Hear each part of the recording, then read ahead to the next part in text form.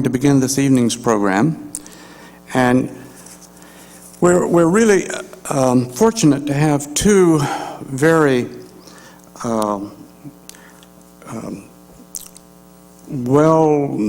authoritative type people to deal with this issue, representing the controversy that indeed exists.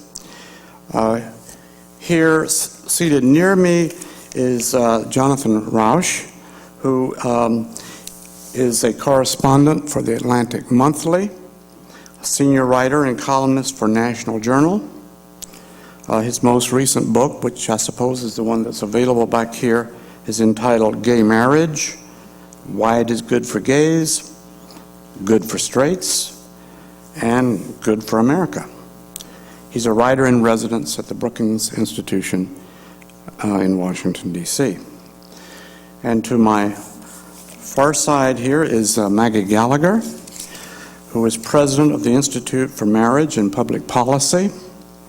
She's editor of marriagedebate.com and also co-author of a book called The Case for Marriage.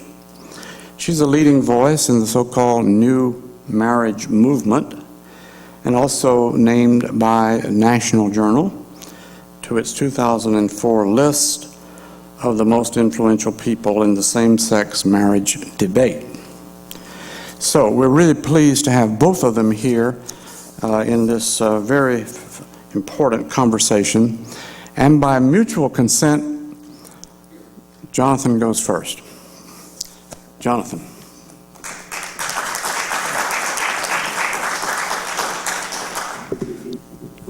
Thank you all so much for being here.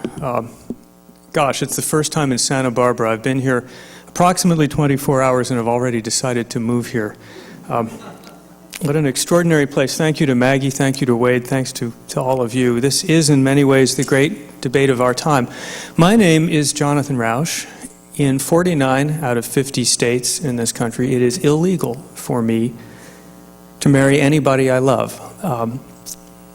Some of you may be in that position. Others of you are married or will be married someday.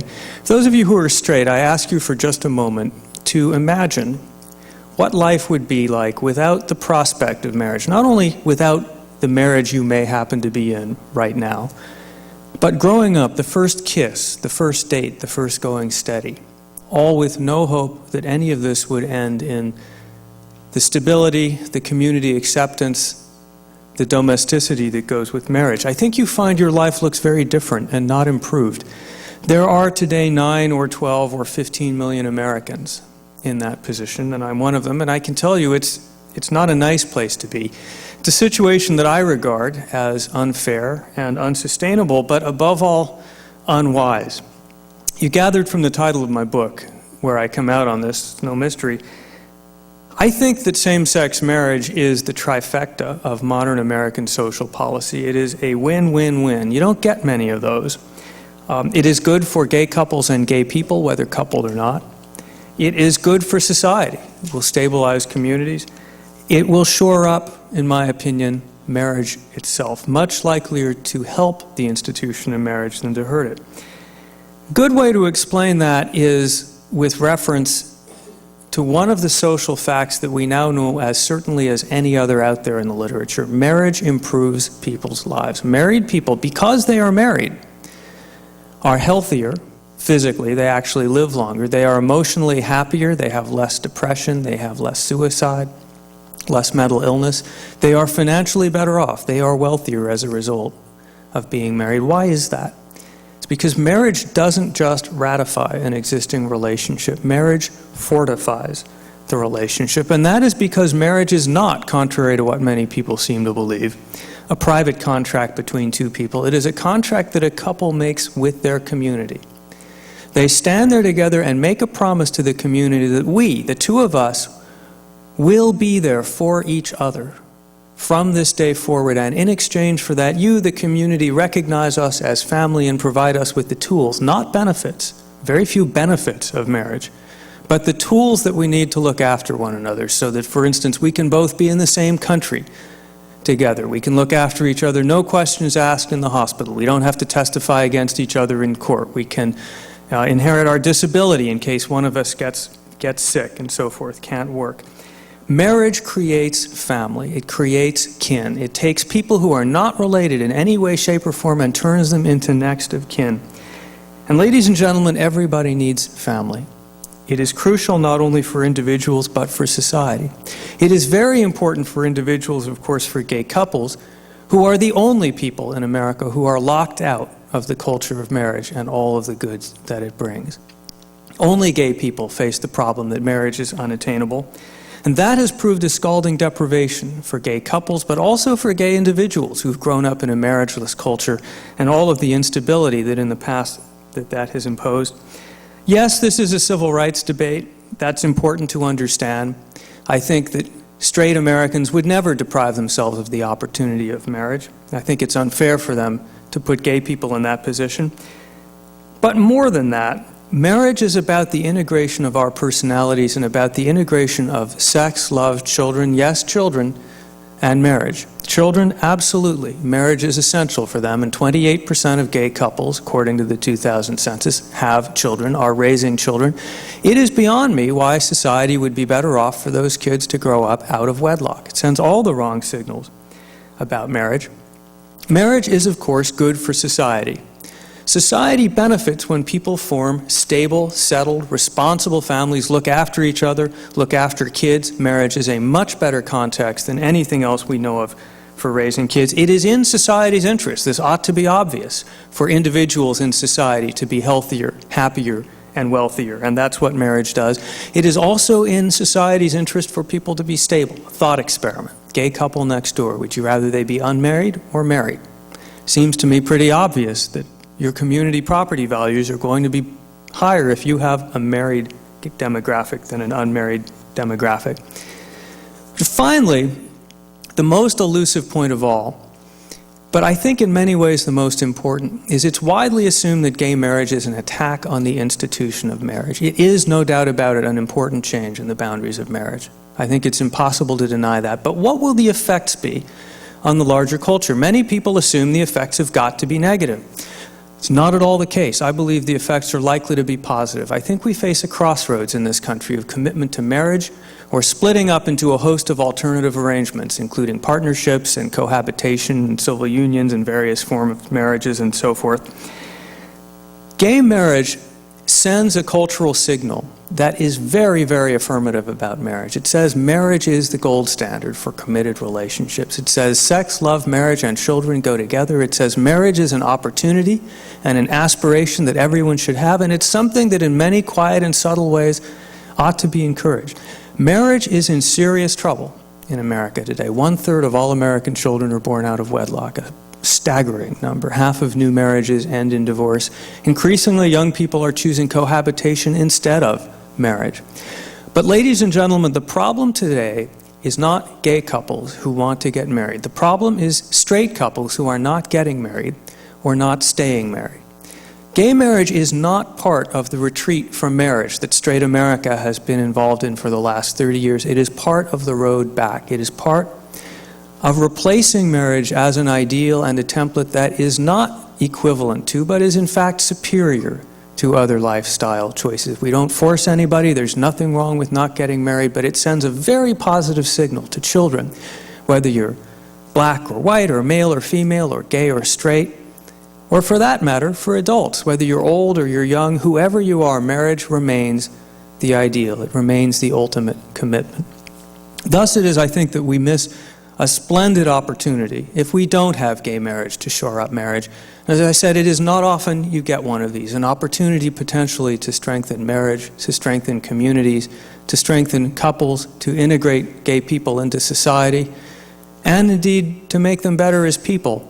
And finally, to meet our own commitment as Americans to the words of the Declaration of Independence, life, liberty, and the pursuit of happiness. And ladies and gentlemen, I know of nothing, absolutely no institution that is more important to the pursuit of happiness than the opportunity to marry. Thank you.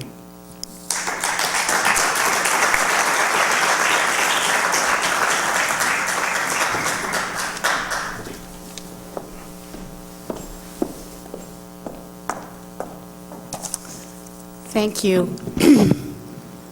It's an honor to be here. It's just always an honor to share a stage with Jonathan, with whom I think I share so much, even though we disagree on this, ultimately on the issue of same-sex marriage. And I'm confident that if John and I could get in a room and kind of negotiate about what the consequences of this change would be, we could settle this in probably 5-10 minutes and take it out of there and move on to other topics. But unfortunately, that's not the way social change works, or the consequences of social change works. I'd like to, I also have to say that I'm extremely impressed that John could compress a highly complex, deep, and rich argument into 5 minutes, and I'm sure that I cannot match him there. So I'd like to, instead of trying to respond in that way, do 3 things in 5 minutes. First, I want to know a little bit about you. Then I want to tell you a little bit about me and how I got here. And finally, I want to talk about the larger marriage controversy. The topic is the marriage controversy, right? And we're in the middle of a particular one about same-sex marriage, and I'm sure we'll say a lot more specifically. But I'd like to lay out for you, why are we in this marriage controversy now, from the way I see it.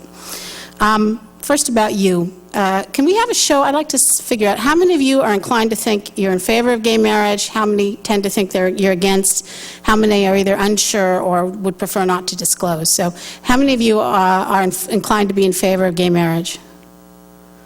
How many of you are inclined to be opposed?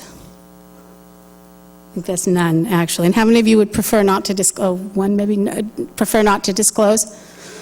Okay, sorry. It's not unusual when John and I are debating, perhaps a little stronger on John's side. How did I get involved in the gay marriage debate? Well, the real answer is that in 1982, when I graduated from Yale, I had an out-of-wedlock child. And that launched me. I became a journalist and a single mother. I was an unwed mother for 10 years. I come from a very happy family with a very strong relationship with my own father.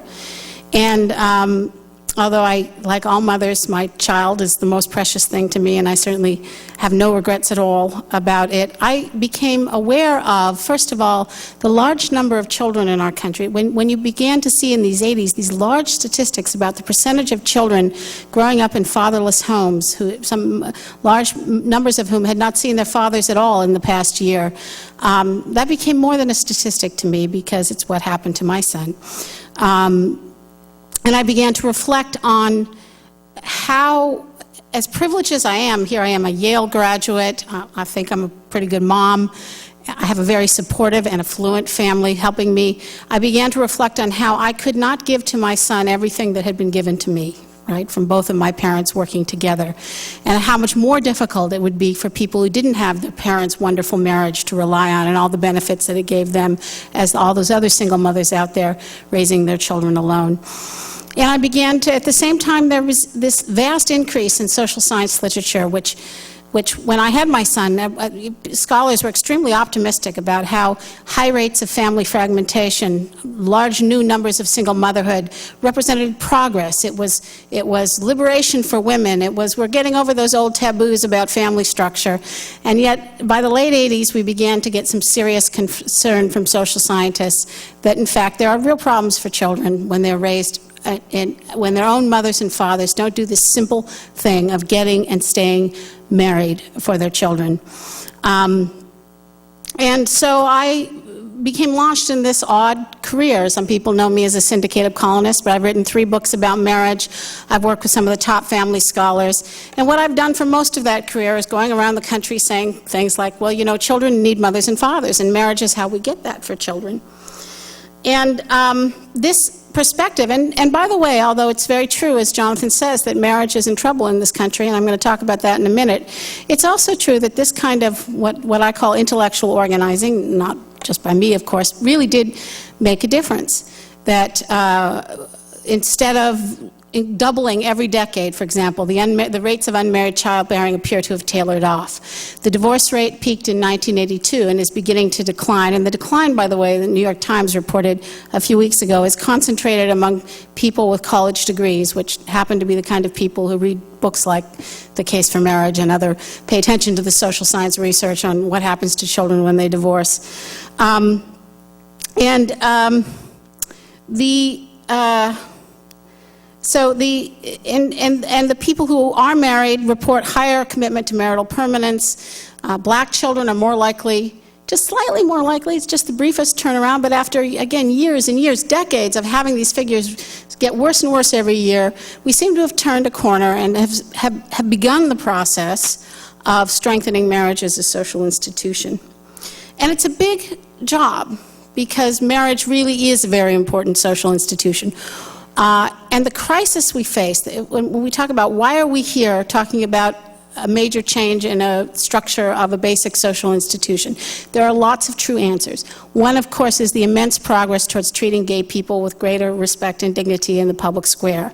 Another answer is the increasing commitment to family diversity has created more controversy around marriage. The sexual revolution and the feminist revolution created controversies. All of these are true, but what I'd like to point out is that we're facing a different kind of marriage crisis as well. It's a crisis that affects every developed country in the entire world. Every country that has a developed economy and is a democratic form of government and has a government undertaking some pretty important social insurance functions, is facing fairly simultaneously signs of difficulties around this issue, what used to be very easy for cultures to do, getting men and women to get married and more or less raise their children together most of the time reasonably well. High rates of divorce, increasing rates of unmarried childbearing, and then this other sign of problems, which is the collapse of fertility rates, particularly in Europe and actually also in developed economies in Asia, so that Europe is now, for 2 generations, had below replacement fertility rates. You're seeing that the family is not performing its most basic function of reproducing the society. Something is happening all over the world. In those societies that we most value, that are best at human flourishing, there's a problem around marriage. Why should we care? Okay, why do we care? Maybe the modern world changes, why should we care? There's 3 answers for that. The first is that when parents don't get and stay married, children suffer. If I had more time, I could work you through the social science evidence, but basically every bad thing that can happen to a child happens more often when its mother and father do not get and stay married. Everything from juvenile delinquency, rates of mental illness, physical illness, school failure, early and promiscuous sexual activity leading to higher risk of being a teen mother, an unwed mother or father.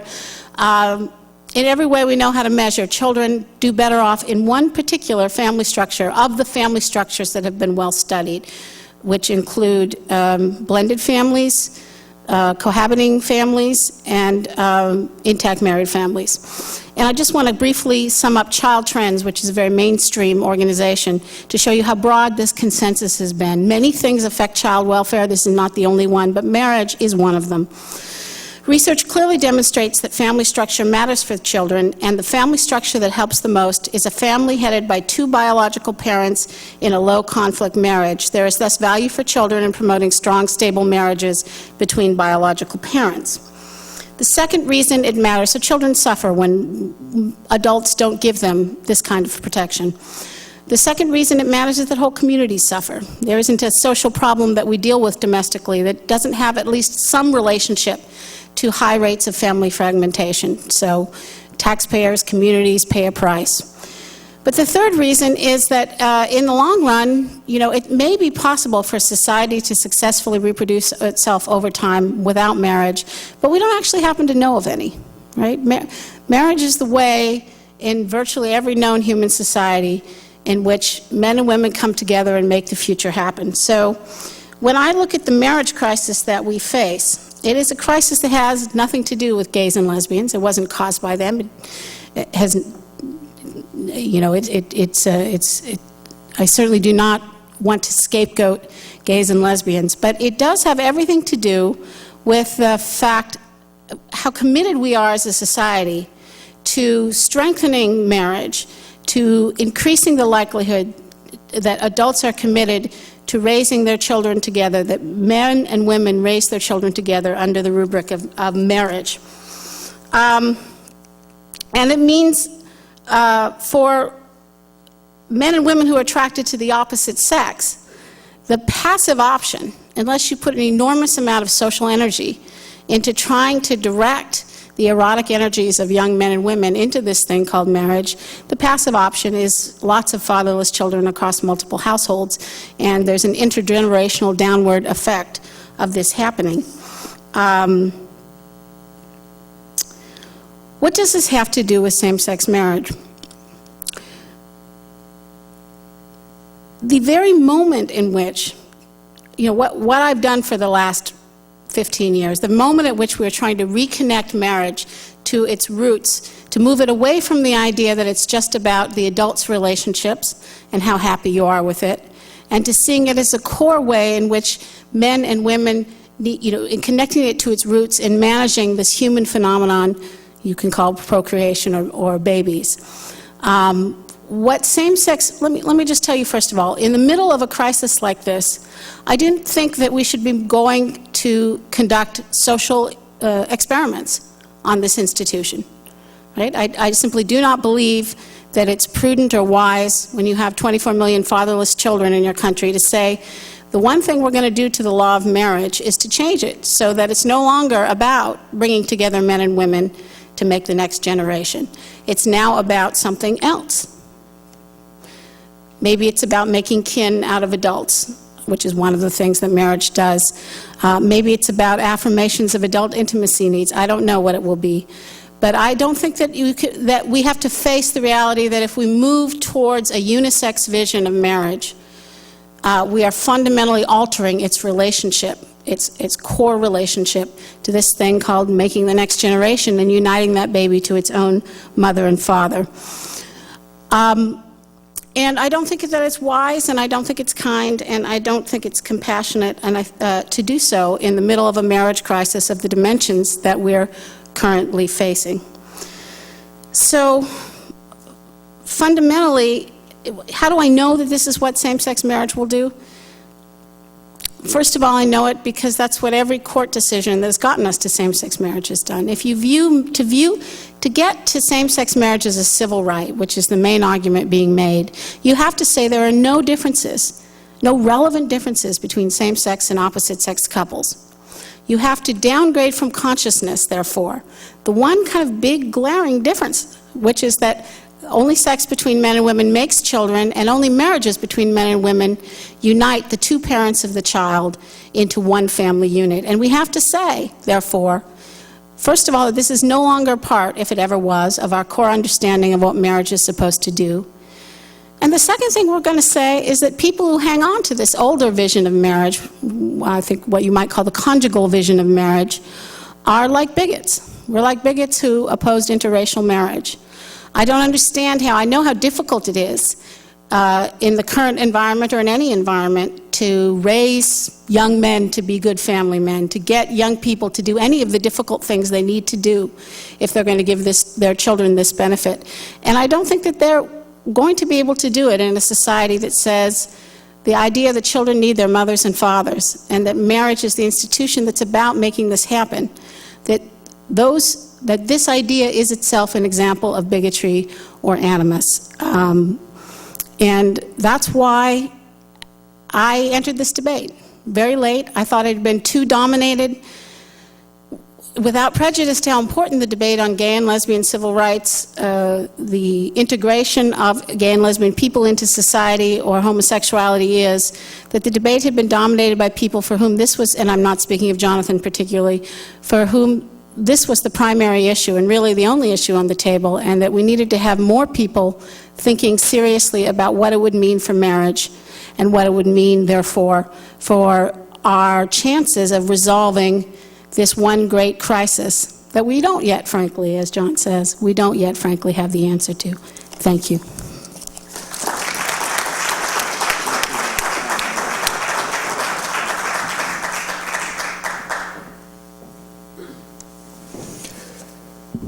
Well, thank you, Maggie.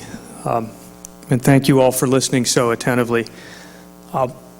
What you just heard is to me something important and something rather moving as an openly gay advocate of gay marriage, which is a case for gay marriage which is not, in my opinion, anti-gay, which rests on the question of what marriage is for and not what homosexuality is about, or whether I am a good person, or whether it is not focused on hostility toward gay people. And that means a great deal to me, and I think we should listen very closely, agree or disagree to what Maggie said. I don't think it's right. I think that goes without saying. And I think we should drill a little bit deeper to figure out where our differences lie.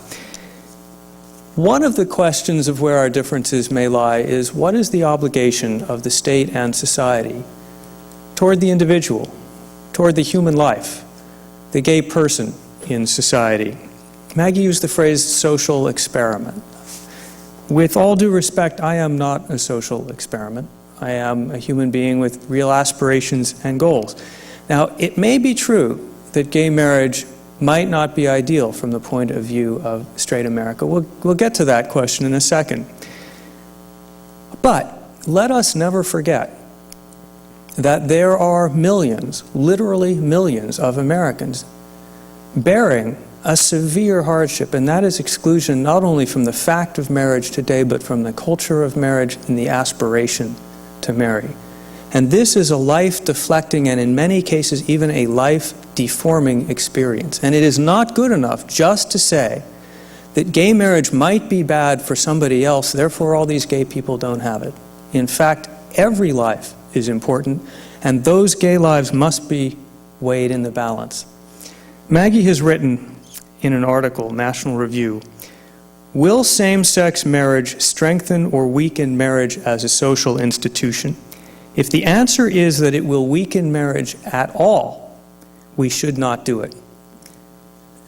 The problem with that sentence is it leaves those millions of gay lives completely out of the equation. It says that, in effect, what happens to those people is not to be weighed against what happens to the rest of society. Now, I believe that that oversight is merely an oversight, but I think it's important as we debate this for me to recognize that the effects of gay marriage on straight America are very important. This is a civil rights debate, but it is not just a civil rights debate. And if it were true that gay marriage would severely damage our most important social institution, I would be against it. It would not be a civil right worth having any more than the right to vote for women would be a civil right worth having if it were true that that would destroy democracy. We gay people have an obligation to consider the consequences of gay marriage to the rest of society, but in exchange, we expect and demand that straight America always keep in mind the consequences to gay Americans of being excluded from marriage. Having said that, what about the effects of gay marriage? Maggie explained to you why she got into this debate. A word about why I'm in it, and that's this.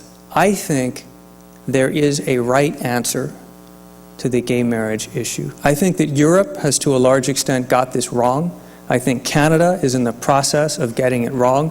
America is uniquely situated to get the right answer if we don't kick it away. Let me explain what I mean by that.